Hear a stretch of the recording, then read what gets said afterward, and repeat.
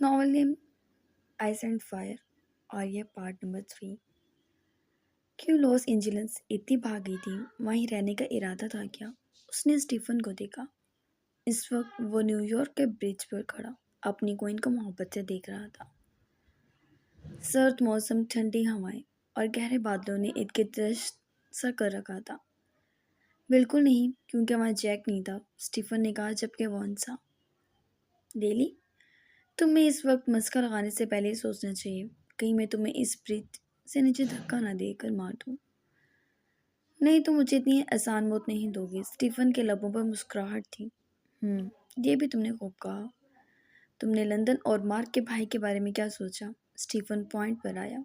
कुछ खास नहीं, उसने लापरवाही से शाने उचकाए।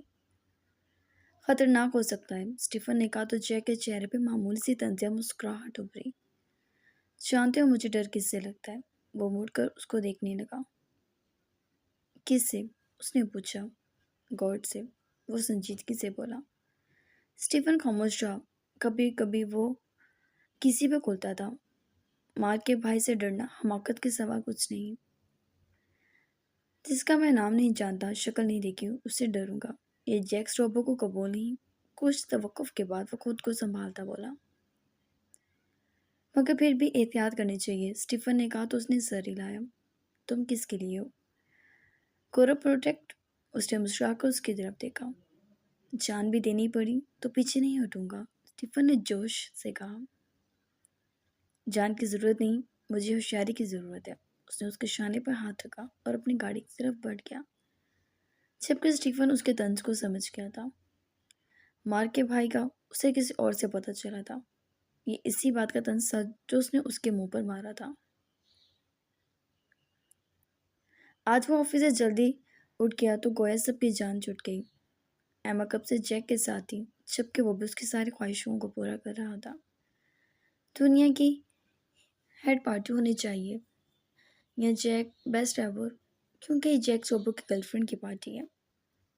उसने हाथ उसके बाजू में हाथ डाले। जैक ने उसकी जानिब देखा।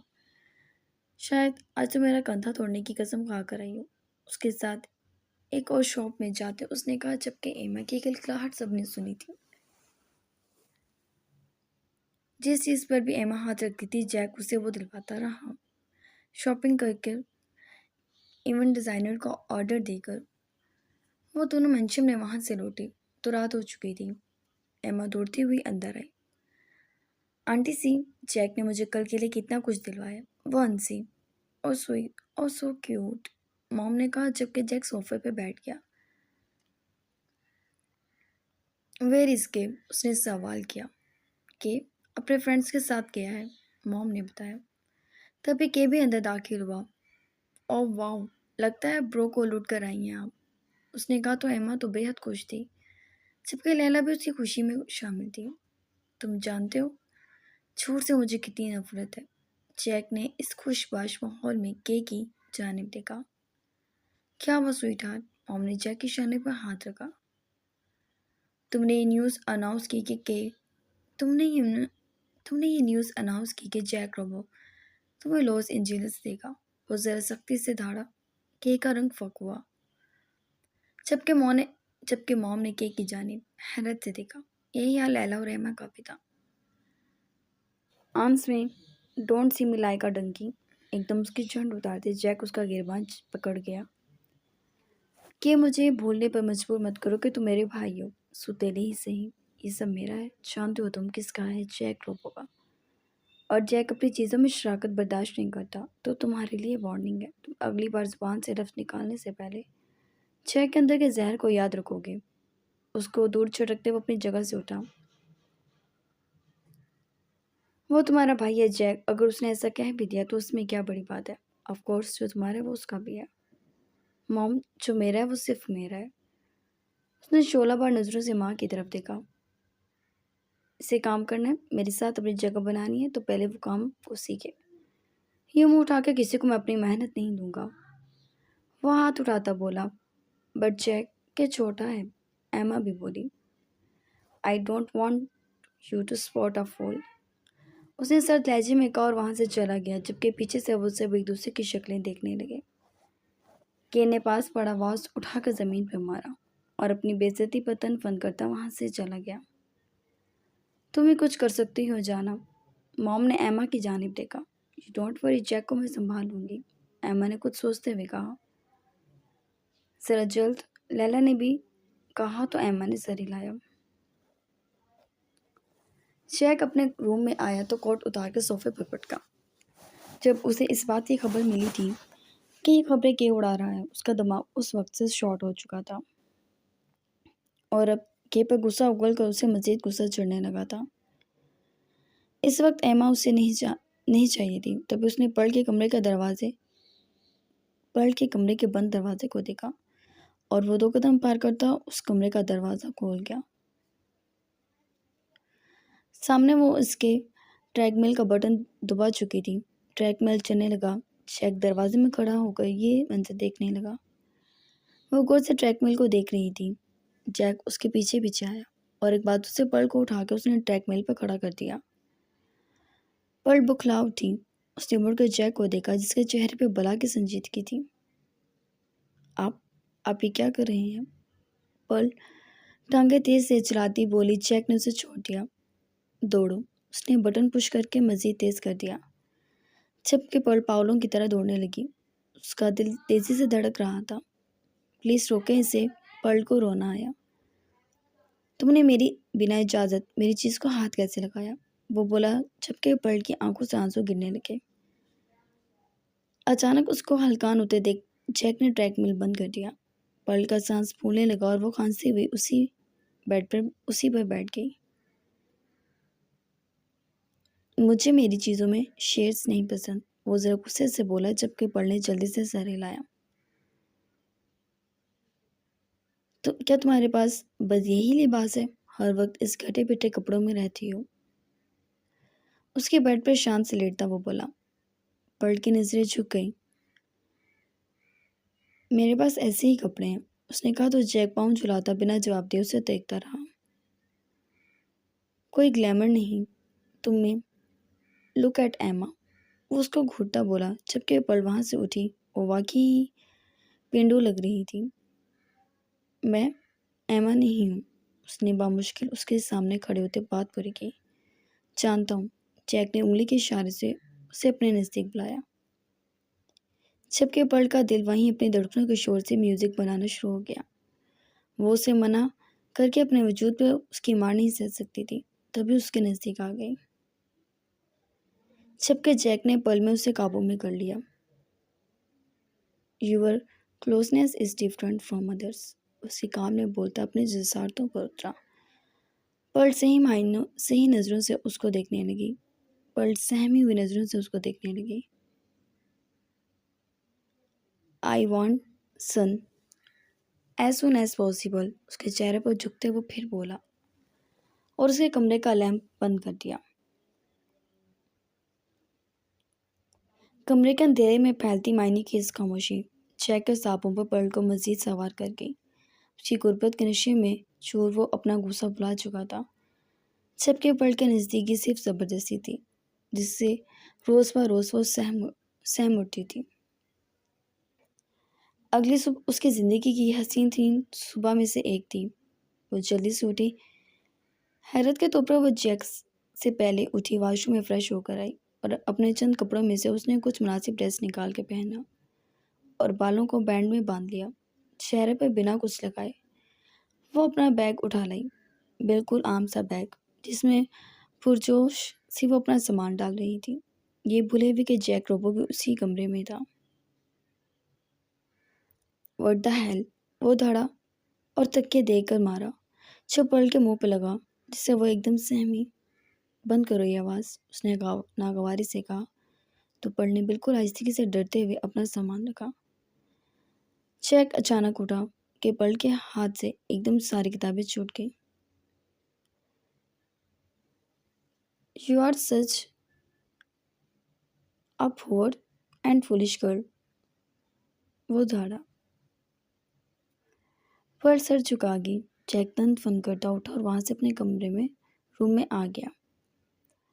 बिला वजह इतनी नाजुक मिजाजी, उसने सर झटका और अब बाहर कैसे जाती। उसे रोना आया, क्या मुसीबत थी। उसने आहिस्ते से दरवाज़ा खोला। जैक के कमरे में अंधेरा था और वह बेड पर लेटा शायद दोबारा सोच चुका था। पर दबे कदमों वहां से निकलने लगी। तुम अकेली नहीं जाओगी। जैक की आवाज़ पर उसकी चीख निकली। जैक ने गुस्से से उसे देखा। अब जब वो खुद हर बात पर उसके साथ ये सलूक करता तो वो तो सिर्फ एक लड़की थी जिसके दिल की आभगनियों की तरह नाजुक होते हैं। उसने अपनी चीख रोकी। जैक ने सेल उठाकर नंबर मिलाया। स्टीफन मेंशन में हो। हाँ, कॉल स्टॉप कर दो इस लड़की को, उसने कहा और दोबारा बिस्तर पर लेट गया। Now get out. खड़ी मुंह क्या देख रही हो, गुस्से से घूरने लगा जबकि पल अचानक जल्दी से वहां से निकली और जल्दी जल्दी सीढ़ियां उतरती के से टकरा गई, जिससे टकराने का कोई और मतलब लिया और उसको बाजू में जकड़ लिया। लीव मी, पर्ल चिल्लाई। आज तो तुम खुद आई हो बाहों में, के ने जबरदस्ती की कोशिश की। पर्ल उससे अपनी जान छुड़वाने के लिए हलकान हो रही थी। उसके रोने की आवाज़ें उभर रही थीं। तभी स्टीफन ने के को पीछे से जकड़ा और पर्ल से दूर किया। क्या कर रहे हो तुम, वो गुस्से से बोला। आवाज़ दबी दबी थी। क्या मुसीबत है तुम्हारे साथ, बताओ मुझे। मुलाजिम हो तो मुलाजिम ही रहो, समझे। के ने स्टीफन को तब कर कहा। अभी जाके मुलाजिम जैक को तुम्हारी हरकत बता दे तो तुम्हारे टुकड़े मेंशन के बाहर बड़े मिलेंगे, समझे तुम। वो उसको धक्का देता बोला। तुम ऐसा कुछ नहीं करोगे, के ने उंगली उठाकर वार्न किया। और तुम मुझे रोक सकते हो, स्टीफन बोला। पर्ल मारे डर के रोने लगी थी। तभी वहाँ मॉम लैला भी आ गई। स्टीफन छोड़ो मेरे भाई को, लैला ने उसको उससे दूर किया। स्टीफन ये क्या बदतमीजी है, मैं जैक को बताती हूँ। तुम घर में बदमज़गी।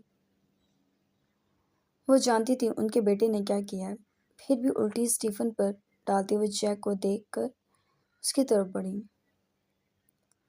जैक बेबी देखो, स्टीफन कैसे केस से लड़ा है, न जाने क्या हो गया। उन्होंने इस कदर नरमी से कहा कि जैक जो नीचे उतर रहा था स्टीफन पर ही नजरें थी।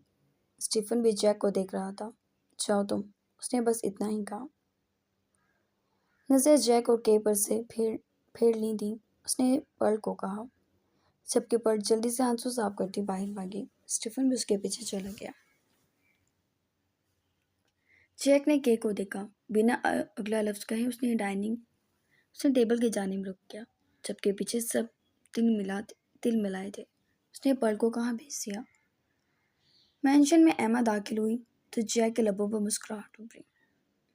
ओह ओह, इट्स टॉल बर्थडे, उसने उसने अंदाज से कहा और बाजुएं फैलाई। एमा उसके बाजू में समा गई। रोज की तरह जैक ने जुसारत की। मेरा बर्थडे स्पेशल हो गया स्वीटहार्ट, उसने कहा। रात का इंतज़ार कर लो, यकीनन ये और भी स्पेशल हो जाएगा, वो बोला और सब नाश्ते की टेबल पर बैठ गए। मुझे गिफ्ट क्या दे रहे हो, एमा ने कहा। जो तुम कहो, जैक ने शाने उचकाए। डायमंड क्रॉन, एमा ने पुरजोश होकर कहा। तो बाकी सबका मुंह खुल गया। ये क्या, मॉम के मुंह से बेसाख्ता निकला, मगर इतना मध्यम था कि सिर्फ लैला ही सुन पाई। लैला ने उनके हाथ पर हाथ रखकर दबाया, गोया कुछ भी मजीद बोलने से रोका। श्योर एमा, but your night is only mine, वो बोला तो एमा का कहका उभरा। एम्स यूअर्स, एमा ने उसके गले में बाहें डाली, जबकि जैक सबको आज ये मंजर जबकि बाकी सबको आज ये मंजर कुछ खास पसंद नहीं आए थे। जैक कुछ देर बाद उठकर वहां से निकला तो सबने एमा की तरफ देखा। क्या, एमा ने शाने उचकाए। एमा, डोंट फॉरगेट एनीथिंग, लैला ने कहा तो एमा ने सर हिलाया। आई नो के, उसने सबको तसल्ली दी और मुस्कुराई तो सब मुस्कुरा दिए।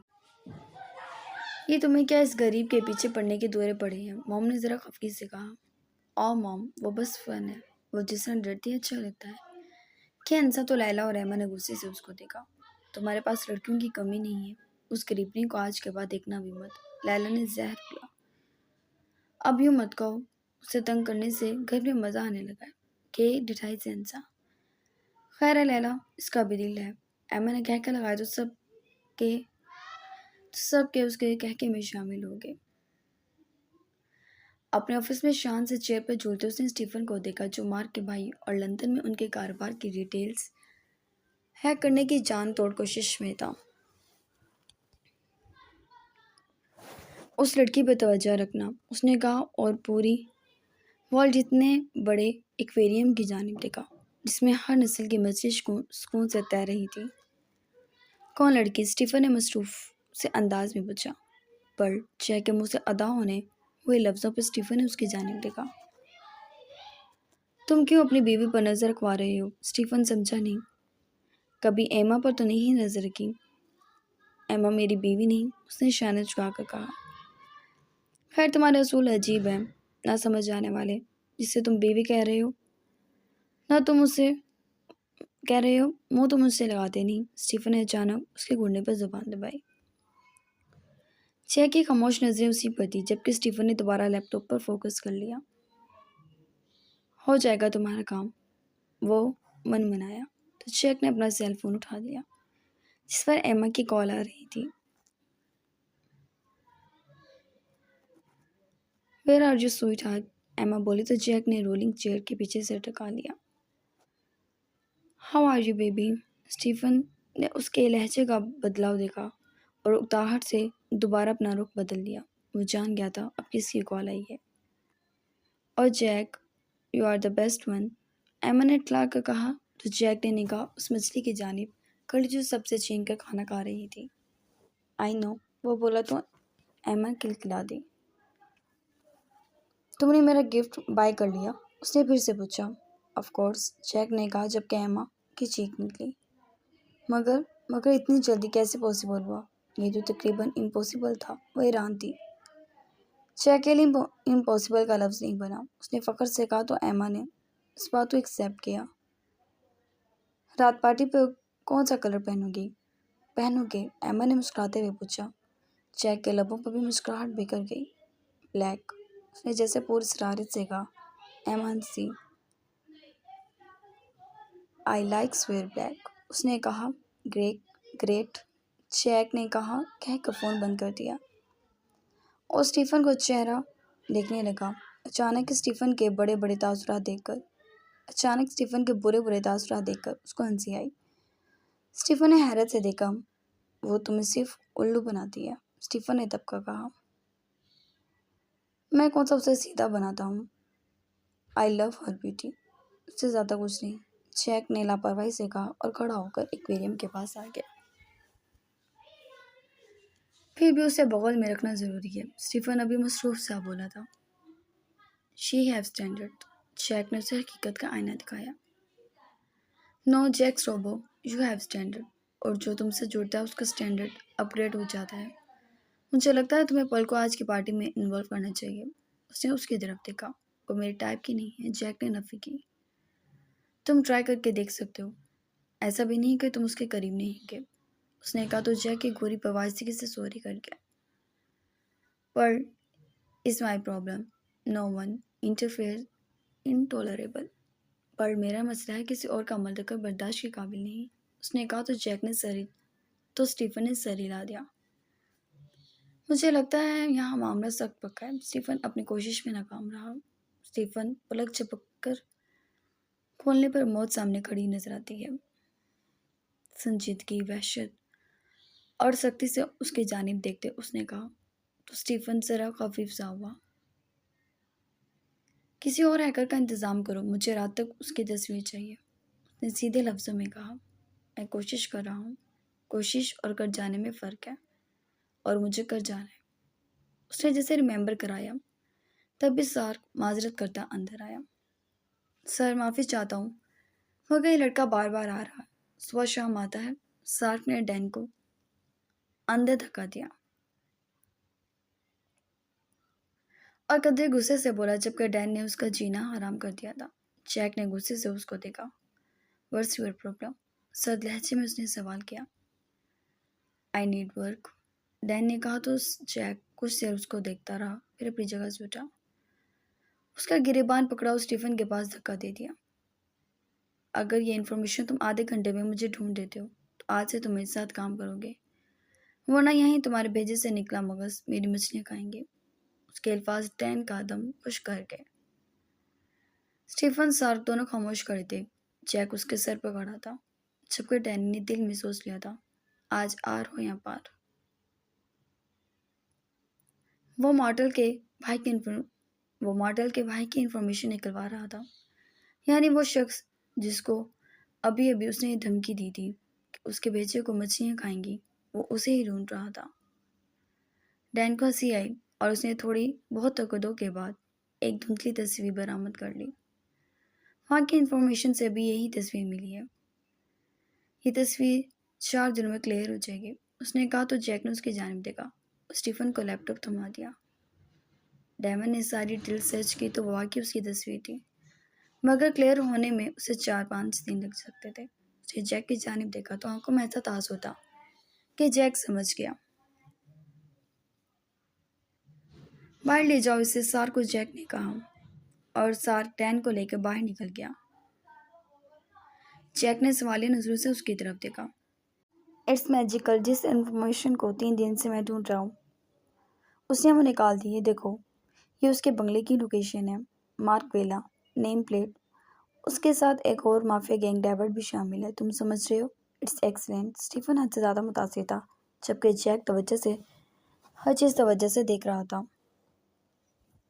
मामूली सी चौक उसके दुश्मनों को मुंह खोलने का मौका दे सकती थी। वो जानता था उसका कोई नहीं है, एक इंसान भी उसका नहीं है। ये उसका खौफ और दहशत है जो सबके मुंह पर फकल डाल देती है।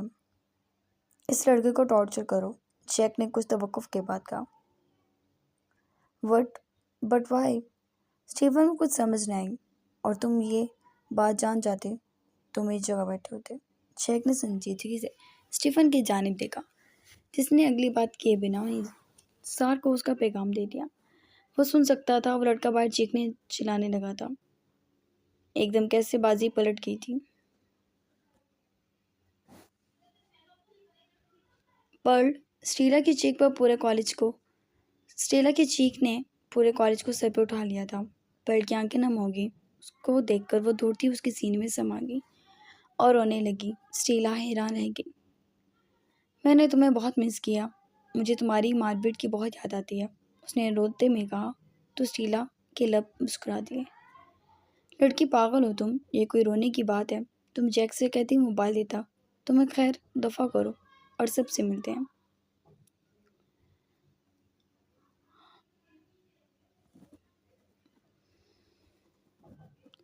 हाय guys, the Jack's wife, you know mafia the Jack's robo. पर जैक्स रोबो, वो ग्राउंड में चीखी। लड़कियों ने पहले तो यकीन नहीं किया, मगर स्टीला ने जब उन्हें पूरा पूरा यकीन दिलाया तो कुछ कुछ मान गई और पर्ल को इश्तियाक भरी नज़रों से देखने लगी। एक जलीकटी की जानिब से तंज उभरा। क्या जैक क्या जैक तुम्हें कपड़े नहीं दिला सकता? वो बोली तो सब हंसने लगे। पर नर्वस सी होकर एक तरफ होने लगी कि उसकी कलाई मारपीट के हाथ में आ गई और मारपीट हमेशा की तरह उसे सब में से निकाल कर ले गया। पल को इस वक्त मारपीट फरिश्ता ही लगा। खैर, वो हमेशा उसके लिए फरिश्ता ही रहा था जो हर पल उसकी मदद करता था। कैसी हो तुम? ज़रा तन्हा गोशी मिलाकर उसने सवाल किया और मारपीट ने पल को सीने से लगा लिया। खैर, ये यहाँ पर आम बात थी। मायूब बात नहीं थी। बर्ड्स के सीने से लगी रोने लगी, जबकि कुछ लोगों की नज़रों में ये मंजर आ चुके थे। तुम ठीक हो पर्ल? मारपीट ने जानना चाहा। हाँ, मैं ठीक हूँ मारपीट, उसने आंसू साफ करते हुए कहा। फिर इस तरह क्यों रो रही हो? उसने सवाल किया। मुझे लगा अब हम दोस्त नहीं रहेंगे और मैं अपना सबसे अच्छा दोस्त खो दूंगी। वो फिर से सिसकने लगी तो मारपीट को हंसी से आई। वो जख्मी सा हंस दिया। खैर, तुमने मुझे धोखा तो ऐसे ही दिया है था कि मैं खैर तुमने मुझे धोखा तो ऐसे ही दिया था कि मैं दोबारा तुम्हारा सामना ना कर सकूं, मारपीट ने कहा और बेंच पे बैठ गया। वो सब अचानक हुआ पर उसे तफसील देने लगी। क्या फ़ायदा पर, अब तो हो गया और तुम्हारे वजूद पर उसकी छाप पड़ गई। मारपीट ने उसको गौर से देखा। और निगाह झुका ली। पल का चेहरा सुर्ख हो गया। उसने मुझे खरीदा है और बच्चों की तरह सिसकी जो कुछ वो बर्दाश्त करके आई थी, अब उसमें इतनी हिम्मत नहीं थी कि किसी से छुपा पाती। वहाँ स्टीला भी आ गई और ये लफ्ज़ सुनकर उसने पल को घूरा। मैंने तुम्हें मना किया था, तुम दोबारा ये लफ्ज़ नहीं बोलोगी। स्टीला जरा गुस्से से बढ़ गई। I am not a robot, I am person, I am human. क्यों नहीं समझता कोई ये बात? पल फुट फुट कर रोती दोनों को परेशान कर गई। मारपीट ने स्टीला को गौर कर देखा। पूरी बात बताओ मुझे, उसने दो टोक लहजे में कहा। तो स्टीला ने उसे सब बता दिया कि किस तरह वाजिद के कर्जे के बदले में वो उसको खरीद चुका था। वो तुम्हारे साथ ठीक रवैया रखता है ना? मारपीट ने पल का चेहरा पकड़ा। अभी वो कोई जवाब देती ही आगे पीछे की गाड़ियां आ रुकी। पल का रंग लट्ठे की तरह सफ़ेद हो गया। जैक उस गाड़ी से निकला तो तीनों हमनक से रह गए। जैक उन तीनों के नज़दीक आया और अपने ग्लासेस उतारे। उसकी आंखों में ट्रांस था जो दूसरे को अपने शहर में जकड़े। जैक मारपीट को देख रहा था। Is he your friend? उसने मारपीट को ऊपर से नीचे देखा। देखकर पल की जानिब देखा, झुके सर झुका गई। जी, उसने हलक में बंद से लफ्ज़ मुश्किल बाहर निकाले। जैक ने सर हिलाया। खौफ की लहरें तीनों के वजूद में गर्दिश कर रही थीं। Nice to meet you. Jack ने अचानक हाथ मारपीट के आगे बढ़ाया। मारपीट समेत वो दोनों भी हैरान रह गई। मारपीट ने हिम्मत से उसके आगे हाथ किया जिसे जैक ने अपनी फौलादी गिरफ्त में जकड़ा। मारपीट को लगा उसकी हड्डियां टूट जाएंगी। उसने अपना हाथ छुड़ाना चाहा। जैक उसे यूं ही तड़पता देखता रहा और फिर हाथ को झटका। दोबारा ज़रूर मुलाकात होगी, उसने उसका शाना थपथपा कर कहा, जबकि मारपीट उसको देखता रह गया जो उसका हाथ तोड़ते तोड़ते रुका था। चने स्वीट हार्ट। उसने पर्ल के गाल पर नरमी से हाथ चलाया। पर्ल को कतरे की बू आ रही थी। उसका दिल क्या यहाँ से भाग जाए, मगर वह ऐसा कर नहीं सकती थी। उसने जैक का बड़ा हाथ थाम लिया और जैक उसे लेकर गाड़ी में सवार हो गया। पर्ल ने मारपीट पर एक आंखें निगाह डाली और गाड़ी कॉलेज से बाहर निकल गई। गाड़ी सड़क पर पानी की तरह तैर रही थी। मुझे झूठ से नफरत है। जैक की आवाज़ कानों में पड़ी तो उसे अपने जिस्म में रोंगटे उठते महसूस हुए। I am sorry. पर्ल ने उसके आगे हाथ जोड़ दिए। इंसान को वो काम करना ही नहीं चाहिए कि उसे बाद में गिड़गिड़ाना पड़े। उसने उसके हाथों को नज़रअंदाज कर दिया। प्लीज़ मार्गरेट को कुछ मत कहिएगा। पर अजीब से एहसास के तहत बोली, जबकि उसका ये बोलना जैक के लहू में अंगारे छुप हो गया। मगर उसे अपने हर जज्बे पर कंट्रोल हासिल था और यही उसके कामयाब होने की कुंजी रही थी। काफ़ी पतला है तुम्हारा बॉयफ्रेंड। जैक ने उसके बालों में हाथ फेरा और उसका सर अपने घुटने पर रख दिया। पर्ल का वजूद सर्द पड़ गया। वो क्या कर रहा था वो नहीं समझ सकी। उसका घुटना पकड़े उसकी टांग पर सर के वो आंसू बहाती कांप रही थी। कब से दोस्ती है? वो नरमी से हाथ उसके बालों में चिल्लाता बोला। पॉल को ये सब किसी अनहोनी की निशानी लग रहा था। उसने एक दो बार उठने की कोशिश की, मगर जैक ने उसकी कोशिश को नाकाम बना दिया। बहुत छोटी थी तब से है, पॉल ने बताया। कितनी छोटी? जैक ने सवाल किया। पॉल का दम घुट रहा था। 3 साल की, उसने अंदाजे से बताया। कितनी बार अकेले में मिली हो? उसने एक और सवाल किया। पर उसके घुटने को पकड़ के रो दी। मुझे माफ़ कर दें, वैसा कुछ नहीं है जैसा आप सोच रहे हैं, उसने कहा। जैक ने झुक कर उसके गाल पे प्यार किया, जबकि पर्ल के वजूद में सुनसनी सी दौड़ गई। जैक उसके गाल पर हाथ चलाता रहा। पर्ल ने उसका घुटना जोर से पकड़ लिया। क्या सोच रहा हूँ मैं? उसने फिर से सवाल किया। पर्ल की जान सूख रही थी। मैं मेरा मेरा बॉयफ्रेंड मारपीट नहीं है, वो बोली, जबकि जैक ने उसके बालों को पकड़ के खींच के ऊपर किया। तो आ गया था वक्त। उसने पल का चेहरा अपने चेहरे से काफ़ी नज़दीक कर लिया, बहुत अफसोस के साथ।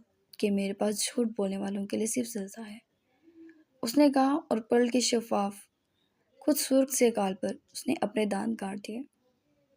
पर्ल चिल्ला उठी, मगर जैक ने उसके मुंह पर हाथ रख दिया। उसको सीट पर धकेल कर उसने उसका गाल अपने दांत में कुचल दिया। पर्ल की सिसकी उठ गई। जैक उसके ऊपर था, गौर से उसके खून से गीले गाल को देखने लगा। पर्ल तो रो रही थी, वो उसी को देख रहा था। रोते में अच्छी लगती हो, उसने उसके चेहरे पर से बाल हटाए। मुझे शेयरिंग नहीं पसंद, उसने जैसे अपनी मजबूरी बताई। भले वो भले वो चीप हो, मेरी खरीदी हुई हो या महंगी तरीन हो। वो उसके माथे पे प्यार करके उससे दूर हुआ और दोबारा उसका सर पे टांग पर रख दिया। जबकि जैक यूं ही रोती रही, खून की बूंदें उसके गाल से टूटती उसकी गर्दन में बहने लगी।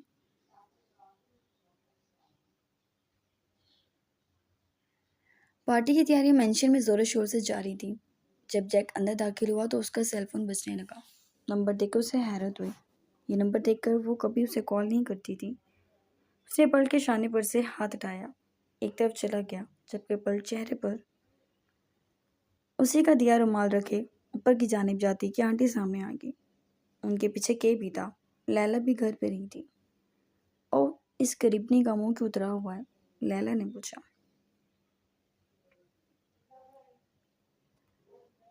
पर्ल ने उसकी जानिब देखा कि आगे को बढ़ा, इससे पहले उसका रुमाल हटाता पर्ल चिल्ला कर पीछे हटी।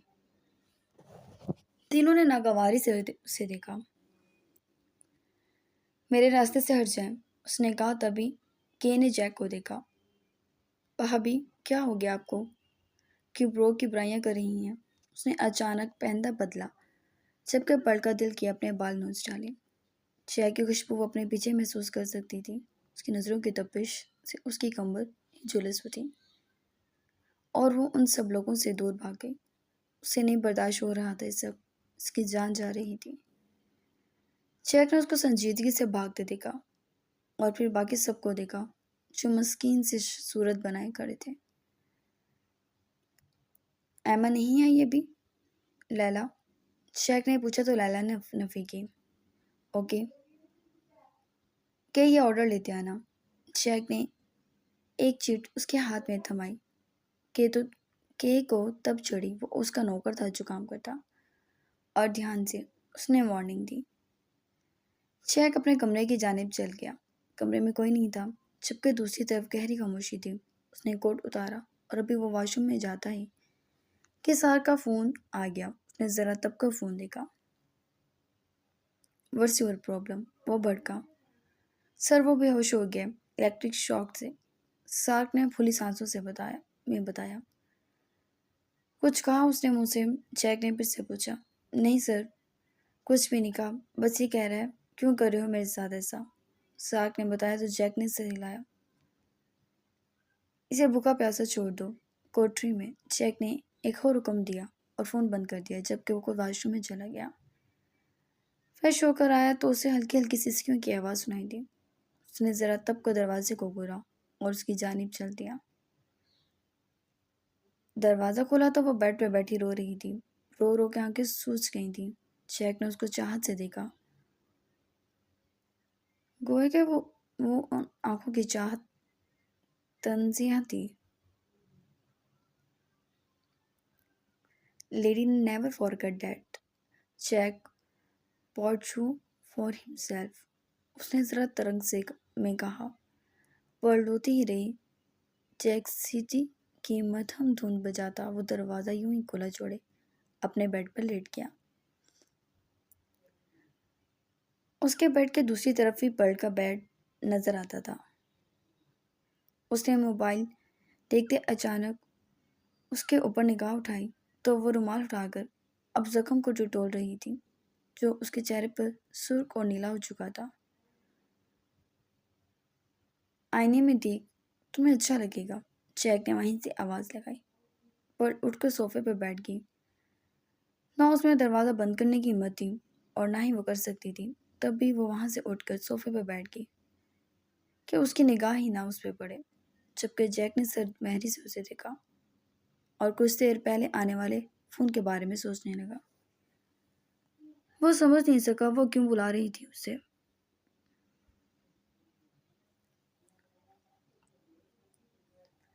शानदार पार्टी का आगाज़ हुआ।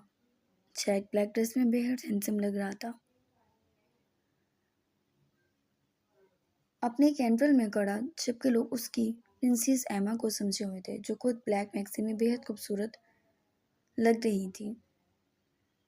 जैक ने एमा के मुंह में केक दिया और हाथ दूसरी तरफ किया। नौकर ने उसका हाथ साफ किया। एमा बेहद खुश थी, खिलखिला रही थी। मॉम और लैला भी बहुत खुश थी, जबकि जैब तक नहीं आया था। स्टीफन वेयर इस्केप, जैक ने कानों में लगी ब्लूटूथ में बोलकर स्टीफन से कहा तो स्टीफन ने इट कर देखा। वो यहाँ नहीं है, वो बोला तो जैक को गुस्सा आने लगा। सर्च करो वो कहाँ है, उसने कहा और एमा के हाथ से वाइन पीने लगा जो उसे खुशी से पिला रही थी। कुछ देर में सबसे मिलकर उसने दोबारा स्टीफन से केक के बारे में पूछा। वो अब भी नहीं दिख रहा। स्टीफन ने वही बात की। ओह आ गया, स्टीफन ने कहा तो जैक के सर से तनाव खत्म हुआ। इस पार्टी में पढ़ नहीं थी, उसने होना भी नहीं था। जैक के नज़दीक वो इस एबल नहीं थी और दुनिया का वो पल को दिखा भी कैसे देता। उसके चेहरे पर सौगात जो छोड़ आया था। पार्टी में वो जल्दी ही महू हो गया। जिसकी बाहों में एमा हो, उसका ध्यान इधर उधर जा सकता था भला। के मेंशन में दाखिल हुआ, उसका वजूद खौफ से कांप रहा था। समझ नहीं आ रहा था अब क्या करे। उसने मॉम को फ़ोन किया जिन्होंने उठाया नहीं। फिर उसने लैला को फ़ोन किया जिसने फ़ोन तो उठाया मगर उसे कुछ सुनाई नहीं दे रहा था। जबकि के ने दोबारा मॉम को फ़ोन किया। कहाँ हो तुम, बहुत शोर में वो बोली। मॉम प्लीज़ मेंशन में आए या जल्दी, के ने कहा। के क्या कह रहे हो मुझे, तुम्हारी आवाज़ सुनाई नहीं दे रही, ऊंचा बोलो, उन्होंने कहा। मॉम उससे वो क्राउन गुम हो गया, चीखा मगर वहाँ आवाज़ सुनाई नहीं देगी। के का दम निकल रहा था अब क्या करूं। तब भी स्टीफन की कॉल आई। चेक कर रहा है, बॉक्स लेके उसके पास पहुंचो, स्टीफन ने कहा तो के तोते उड़ गए। उसने फ़ोन बंद किया, क्राउन का खाली डिब्बा देखा और अचानक से दिमाग में चपका खसा हुआ और लबों पर शातिर मुस्कुराहट फैल गई। वो जल्दी से जैक के कमरे में भागा। दरवाज़ा खुला था, शायद उसकी किस्मत भी थी। वो चुपके से अंदर दाखिल हुआ तो कमरे में कोई नहीं था, जबकि दूसरे कमरे की लाइट्स खुली हुई थी। उसने अफसोस से दूसरे कमरे में झांका। सद अफसोस, अब तुम्हारे साथ जो भी होगा उसके लिए मैं बहुत दुखी हूँ, उसके मुंह से कह का उभरा और वो बॉक्स जैक के कमरे में रखकर बाहर निकल गया। उसके अंदर से अब बिल्कुल ही खौफ उड़ चुका था। अच्छे से तैयार होकर वो पार्टी में शामिल हुआ तो रिलैक्स था। कम से कम अब उसकी हालत वैसी नहीं थी जैसी उससे पहले थी। अब उससे कुछ देर ही हुई थी कि जैक ने उसकी जानिब देखा और उसे इशारे से अपने पास बुलाया। लोग एक्साइटेड थे कि जैक एमा को क्या गिफ्ट देने वाला है। के को कुछ घबराहट हुई मगर वो कॉन्फिडेंट सा उसके पास आ गया। वेयर इज बॉक्स, जैक ने शोर में कदम ऊंचे पूछा। और ब्रो, मुझे नहीं पता था आप यहाँ हैं, मैंने तो आपके कमरे में वो बॉक्स रख दिया था। के ने अपनी आवाज़ पर काबू पाकर कहा तो जैक ने उससे सख्ती से बोला, तुम पागल हो। जैक ने उसको देखा। सॉरी ब्रो, के बोला तो जैक ने स्टीफन को कॉल की। स्टीफन, मेरे रूम में से बॉक्स ले आओ, उसमें क्राउन होगा। जैक को गुस्सा तो बहुत आ रहा था। वो तब को बोला तो स्टीफन जो उसे कुछ कहना चाहता था फ़ोन बंद होने पर वो मेंशन की जाने बढ़ा और जैक के कमरे में आ गया। उसके दूसरे रूम का दरवाज़ा बंद था। उसने क्राउन उठाया, डिब्बा खोला तो डिब्बा खाली था। तो स्टीफन के माथे पर अचानक पसीना फूल पड़ा। उसने इर्द गिर्द देखा मगर वहाँ क्राउन नहीं था। जैक तो स्टीफन और के की इस हरकत पर शदीद गुस्से में था कि वो इतना लेट किस लिए कर रहे थे, जबकि सब लोग मुसलसल एमा के गिफ्ट्स की पासवर्ड्स कर रहे थे। जैक अपने रूम में आया और स्टीफन को आंखें फाड़े खड़े देखा तो नज़र क्राउन पर गई। शो मौजूद नहीं था और ये इतना महंगा था कि अगर वो बेच देता तो उसकी 7 नस्लें भी सुकून से खाती। जैक खामोशी से खड़ा स्टीफन को देख रहा था। जैक के स्टीफन ने उसको देखा। जैक जबकि जैक ने पास पड़ा आवाज जमीन पर दे मारा। शरांके की आवाज़ से दूसरे कमरे में मौजूद पर्ल भी भागती हुई आई मगर किसी की तवज्जो उसकी तरफ नहीं थी। जय का गुस्से से पंगार था। वजूद जैसे शोले उगल रहा था। उसने दूसरा आवाज़ भी फेंक दिया। जैक स्टीफन उसकी तरफ बढ़ा। उसका हाथ थामना चाहा मगर जैक ने उसे धक्का दिया और उसका गिरबान जकड़ लिया। पर्ल की टांगें कांप रही थीं। कहाँ है वो क्राउन? वो दौड़ा। स्टीफन उसे हैरानगी से देख रहा था। क्या वो उस पर शक कर रहा था? मगर स्टीफन की आंखों का तासुर देखकर जैक ने उसे बड़े धकेला और खुद तन फन करता पलट गया। स्टीफन ने अपना कॉलर दुरुस्त किया और पर्ल की जानिब देखा जिसके गाल पर बहुत बड़ा निशान था। पर्ल ने उसको खुद को देखते पाया तो वहां से जल्दी से हट गई और दरवाज़ा भी बंद कर लिया। जैक नीचे आया। सब पार्टी में मशगूल थे। जैक ने केक को तलाशा। स्टीफन उसके पीछे पीछे आया। ये काम स्टीफन का था और अब उसे न जाने कौन बचाएगा जैक से। वो खुद परेशान दिख रहा था। जैक केक की तरफ बढ़ा। उसे डांस फ्लोर से नीचे खींचा और उसका गिरबान पकड़ के उसके मुंह पर थप्पड़ दे मारा। के का चेहरा सुर्ख हो गया। इतना कि गोया उसके मुंह से खून छलक आएगा। पार्टी थम गई। कई लोग हैरानगी से जैक को देखने लगे। खैर हैरानगी की कोई बात नहीं थी। वो तो ऐसा ही था। कहाँ है क्रॉम? जैक दहाड़ा। एमा का कलेजा मुंह को आया। क्या वो गुम हो गया? के का रंग सफ़ेद पड़ गया। स्टीफन ने इस बदमस्की को देखते हुए सबसे माजरत की। लोग जाना शुरू हो गए। नीम समझा मगर आज उसने साबित कर दिया कि वो रुक गई। आंखों से आंसू बहने लगे जबकि जैक ने गौर से उनकी तरफ देखा और उसने कदम मेंशन की तरफ उठाए। स्टीफन उसके पीछे भागा था। वो जानता था वो लड़की बेकसूर है। ये काम के नहीं किया है मगर जैक जिस शदीद गुस्से का शिकार था, अगर उसने अपना गुस्सा उस पर उड़ेल दिया तो।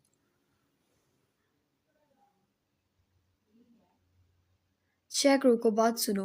वो क्यों चुराएगी? स्टीफन ने उसे रोका। ये बात मैंने क्यों नहीं सोची? अपने भाई पर शक किया मैंने। जैक ने मुठियां भींची।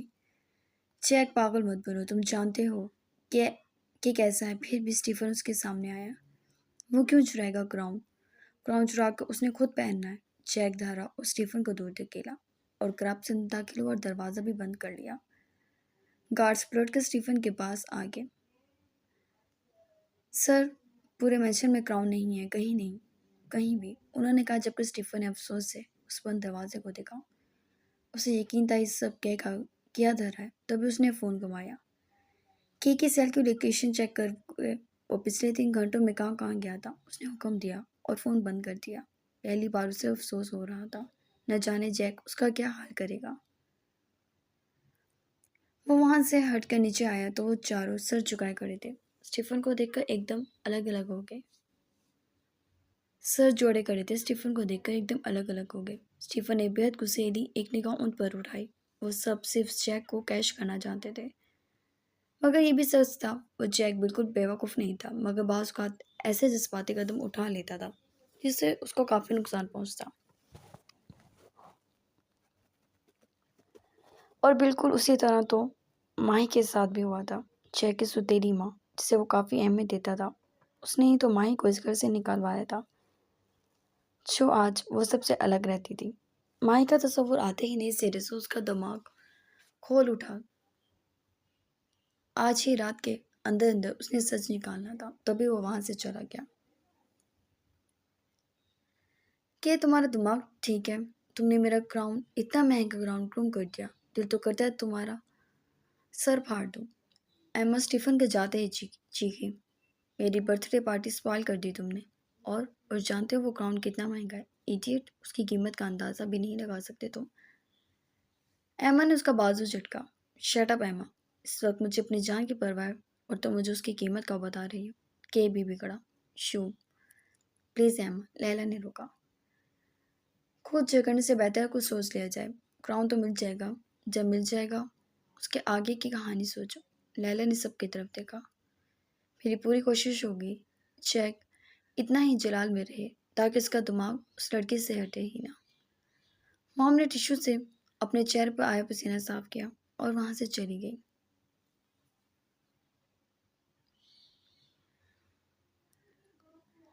चेक तूफान की तरह उसके कमरे में पहुंचा, जो अभी तक अपने गाल पे लगे जख्म के गम में आंसू बहा रही थी। ये जाने बिना उसे नया जख्म देने वो आ पहुंचा है। वो सोफे तक पहुंचा। पर्ल की आंखें रो रो कर सूज गई थीं। बिखरे बाल शफाफ रंगत में खोली नाक और लबों की सुर्खी जो के रोने की वजह से थी। इस वक्त उसे दुनिया की हसीन तरीन लड़की साबित कर रही थी। चेक ने उसकी जानिब देखा। पर्ल की भी निगाह उठी उसी के दिए हुए रुमाल को जो वो जख्म पर रखे बैठी थी। हाथ खुद ब खुद गिर गया और सर झुका लिया। जैक ने उसके सामने अपना कोट उतारा और बेड पर फेंक दिया। पढ़ना समझी से देखने लगी। इतनी जल्दी तो फंक्शन तमाम नहीं हो सकता और आज वो कैसे उसके पास आ सकता था। जैक उसी की जानिब देखता रहा और अपनी पैंट की बेल्ट उतार दी। पर हवनक हुई। हाथों में लर्जिश उतर गई। जैक ने वो बेल्ट टेबल पर सामने रखी और पर्ल के बिल्कुल साथ बैठ गया। इस वक्त पर्ल के दिलो दिमाग पर उसका इस कदर खौफ था कि रंग लट्ठे की मारी सफेद पड़ गया था। जैक ने साथ बैठी पर्ल के सर के नीचे हाथ रखा और आहिस्ते से उसका सर अपने घुटने पर रख लिया। सबके मुकाबले की समझ से बाहर सब बाहर था। अलबत्ता खौफ से अलग उसकी जान को हल्कान किया हुआ था। जैक उसके उसी गाल पर उंगली से स्तर खींचने लगा जिस पर काफी खौफनाक शानीला पड़ चुका था। पढ़ने सख्ती से उसका घुटना जकड़ा। उसकी हल्की हल्की सिसकी उठने लगी। क्राउन कहाँ है पर्ल? संजीदगी से उस सदमहरी में लपटा सवाल। पर्ल हैरान सी हुई होटी। कौन सा क्राउन? उसने उठना चाहा मगर जैक ने उसे उठने नहीं दिया। अलबत्ता झुककर उसके जख्म पर प्यार जरूर किया। उसकी आंखों में देखने लगा। पर्ल का रुख भी सीधा कर लिया। अब वो उसके पर्व की तरह सर चेहरे को पूरी तरह देख रहा था। सर चेहरे को पूरी तरह देख सकती थी। जैक भी उसी को झुका देख रहा था। मुझे बताओ, तुमने क्राउन कहाँ छुपाया? उसने उसके बालों की रेशमी लट को उसके चेहरे से दूर किया। चेक, मुझे नहीं पता। पर्ल का दिल पत्ते की तरह कांप रहा था जबकि पर चेक की बर्दाश्त उसकी आंखों से खत्म होती जा रही थी। पर तुम बर्दाश्त नहीं कर सकती जैक्स रोबो को। जो क्राउन तुमने चोरी किया मुझे बताओ, वो कहाँ है? वह चीखा और पर्ल को नीचे धक्का दे दिया। पर्ल सोफे से नीचे जा गिरी। जैक उसके लबों से चीख भी बरामद हुई थी। मैं नहीं जानती आप किस क्राउन के बारे में बात कर रहे हैं। मैंने नहीं देखा। मैं सच कह रही हूँ। वो बच्चे की तरह रोने लगी और जैक से दूर होने लगी। यानी तुम ऐसे नहीं बताओगी यानी तुम ऐसे नहीं बताओगी। जैक ने अपनी फटती कनपट्टियों को उंगली से सिलाया। वजूद में इश्तियाल था। मैं सच में नहीं जानती। जैक ने एकदम झपट के उसके बालों को अपने हाथों की दर्दनाक गिरफ्त में जकड़ लिया। मैं सच में नहीं जानती, मुझे माफ़ कर दें। मुझे छोड़ें। मुझे नहीं पता आप किस ग्राउंड की बात कर रहे हैं। जैक, मुझे छोड़ दें। छोड़ दें। उसके आगे हाथ जोड़ने लगी जबकि जैक ने उसके ऊपर सख्ती से हाथ रख दिया। ये देखो। उसने उसकी तवज्जो टेबल पे पड़ी बेल्ट की जानिब कराई। पर्ल का दिल जोर शोर से खौफ की वजह से धड़कने लगा। इस बेल्ट में तुम्हारे जिस्म को उधेड़ दूंगा अगर तुमने अब मजीद मुझसे झूठ बोला। सुनसुनाते लहजे में बोलता वो उसको मजीद रुला गया। पर्ल बुरी तरह रोने लगी। जैक ने उसको दूर झटका और बेल्ट उठा ली। नहीं पता मुझे, मैंने नहीं देखा। उसका हाथ पकड़ती बोली और जैक ने उसकी नाजुक कमर पर घुमा के बेल्ट मारी। पर्ल की चीखें पूरे मेंशन में गूंजने लगी। नीचे खड़े हुए चार भी सुन सकते थे। तीनों के चेहरे संजीदा थे। उस वक्त ना ही उन्हें पर्ल को पिटते सुनकर खुशी हो रही थी और ना ही के बच जाने की। जब के कुछ मुतमईन सा हुआ। हेल्प हेल्प वजूद में उठी ठीसियों से कड़ाती चीख रही थी जबकि जैक दोबारा सोफे पर बैठ गया। चेहरे पर उसके खुद पसीना आ चुका था। दिमाग में जैसे गुजरा कुछ याद आया। अरसे बाद वो झुंझुला उठा। उसने मुठ्ठियां भींच ली। स्टीफन ने सब सब कुछ चेक किया और जैसा कि उसे शक था वो बिल्कुल दुरुस्त निकला कि क्रॉन को लेकर कई जगहों पर गया था। यहाँ तक कि वो पार्टी में आने से पहले लव बार गया था और वहाँ रूम में वो एक लड़की के साथ था और उसने लड़की ने वो क्रॉन निकाल लिया और कई डब्बा खाली लेकर मेंशन लौटाया।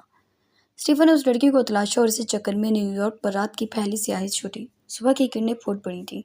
मेंशन में सब खामोशी से सुबह का नाश्ता कर रहे थे। चेक के रूम का दरवाज़ा अब भी बंद था। एमा भी रात वहीं रुकी थी कि लैला, एमा और मॉम ने लंबे लंबे डंग बढ़ते स्टीफन को अंदर आते देखा। कुछ पता चला? एमा ने अचानक ही उससे सवाल किया।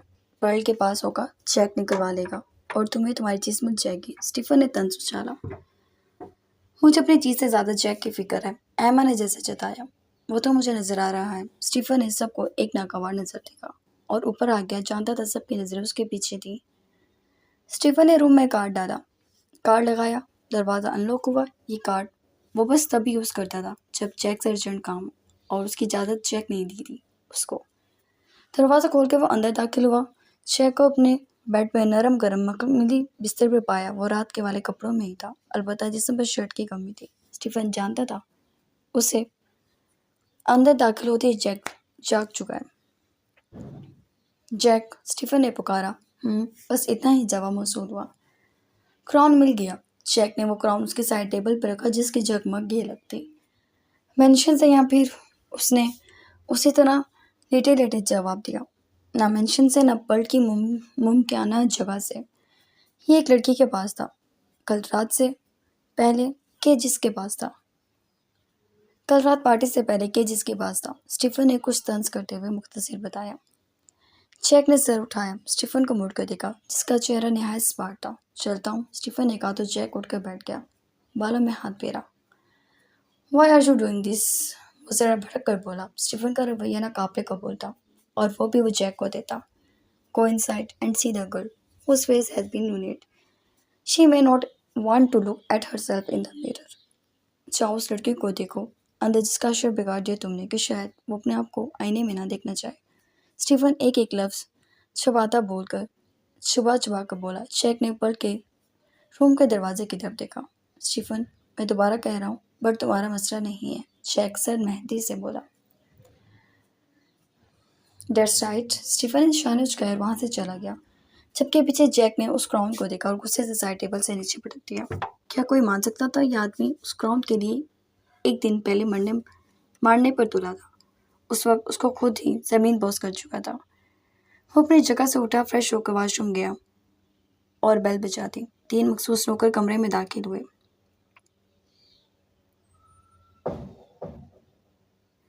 और जैक के तैयारी में मदद करने लगे, जबकि उनकी निगाह उस क्राउन पर भी गई जो जमीन पर बेदर्दी से पड़ा था।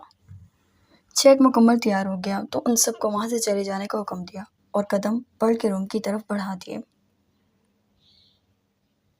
दरवाज़ा खोला तो उसे अब भी ज़मीन पर उसी तरह पड़ा पाया। चेहरे पर निशान नीला पड़ चुका था, जबकि वो सुखड़ी से मीठी पड़ी थी। जैक उस तक आया और उसको बाहों में भर लिया। जैसे ही उसने उसको उठाया, अचानक पर्ल तकलीफ से कराई। जैक को महसूस हुआ उसका वजूद तप रहा है। वो उसे लिए अपने रूम में आ गया। पर्ल के पुराने कपड़ों पर उसकी निगाह अब भी गई थी। उसने डिटाई से स्टीफन को कॉल की, जिसने पहली बेल पर ही उठा ली, मगर बोला कुछ नहीं। ड्रेसेस का अरेंज करो, चेक ने कहा और फ़ोन बंद कर दिया। पर्ल के गाल को गौर से देखा और झुककर वहां पर लम्स छोड़ा। इस वक्त उस शख्स से जज्बात का अंदाज़ा नहीं लगाया जा सकता था, क्योंकि उसे अपने किए पर शर्मिंदगी महसूस नहीं हो रही थी। एहसास उसके अंदर किसी का नहीं था, मगर कौन सा जज्बा था जिसके तहत उसने उसको अपने बिस्तर पर लिटाया था। पर्ल बुखार से गर्म हो रही थी।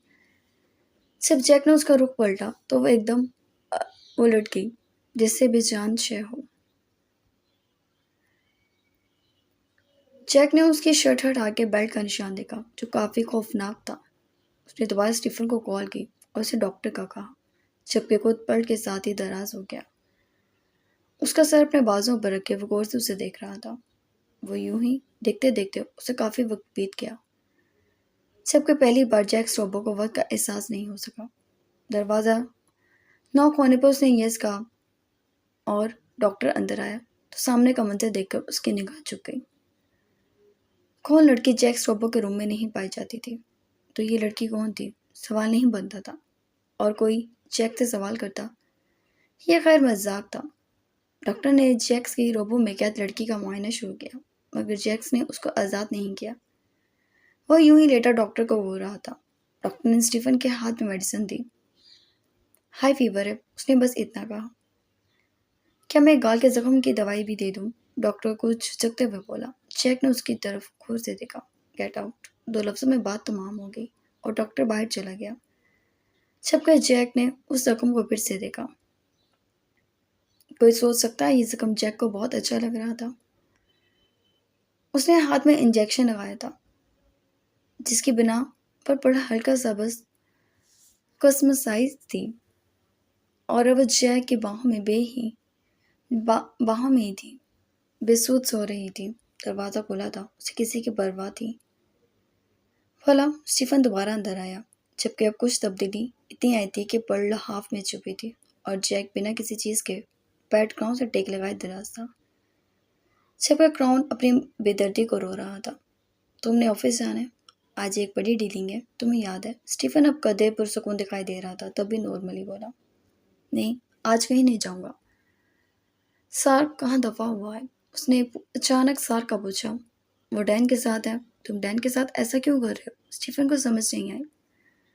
उसकी हालत काफ़ी बुरी है। सार्क बिल्कुल लिहाज नहीं करता। वो एक रोबोट है जिसने हर हाल में तुम्हारे इशारे पर चलना है। वो ज़रा नागवारी से बोला। दे दो उसे खाना, जैक ने कहा और फ़ोन उठा लिया। सार्क की ही कॉल थी। उसको भी यही ऑर्डर दिया और फ़ौरन और फ़ोन बंद कर दिया। तभी एमा, लैला, मॉम और के कमरे में दाखिल हुए तो ये मंजर देखकर उन चारों के 14 तबक रोशन हो गए। जबकि टॉम भी ज़मीन पर पड़ा था। के ने मुश्किल सांस बहाल किया। जैक नॉर्मली सबको देख रहा था। Jack, what is this? Emma ने कुछ तल मिलाकर पूछा। ये मंजर उसकी नज़रों में छुप रहा था। आज तक ये सवाल किसी ने नहीं किया। जैक ने उसको नागवारी से देखा। तो तुम क्या कर रहे हो इस लड़की के साथ? एमा ने बात अधूरी छोड़ दी। ये क्राउन तुम्हारा है, ले जाओ, जैक ने उसकी बात को नज़रअंदाज करके कहा। एमा का बेइज्जती के एहसास से चेहरा लाल सुर्ख हो गया। जबकि लैला बाहर निकल गई। के भी निकल गया। कभी सारा सैलाब उस पर डलता और जल्द ही मॉम और एमा भी बाहर निकल गए। अलबत्ता उन्होंने मुलाजमों को कई महंगे कपड़े लाते देखा था। स्टीफन भी कपड़े देखकर वहां से उठ गया। जबकि जैक ने पर्ट के सरगंचे से अपना बाजू निकाला और उन ड्रेसेस को देखने लगा। उनमें से एक शॉर्ट रेड टॉप उसे अच्छा लगा, जिसको निकाल कर उसने बिस्तर में दबकी पर्ट को देखा और उसकी जानी बढ़ा। पर्ट की आंख खुली तो वो किसी के हजार में सख्ती से जकड़ी हुई थी, यहाँ तक कि उसे हिला भी नहीं जा रहा था। और बिस्तर इतना नरम था कि वो अंदर धंसती जा रही थी, जबकि उसके मुकाबले दराज शख्स भी। उसे बामुश्किल हाफ में से चेहरा ऊंचा किया तो जैक को खुद के बहुत करीब आया। उसने दूर होना चाहा और कुछ तकदो के बाद वो उसकी कसरती बाजू से निकली तो सांस आया। मगर अपना हुलिया देखकर उसका चेहरा शर्मिंदगी से झुकता चला गया। जबकि मुकाबले तो शायद सोता ही नहीं था। पढ़ने छुपके से उसको देखा तो वो उसी की जानिब देख रहा था।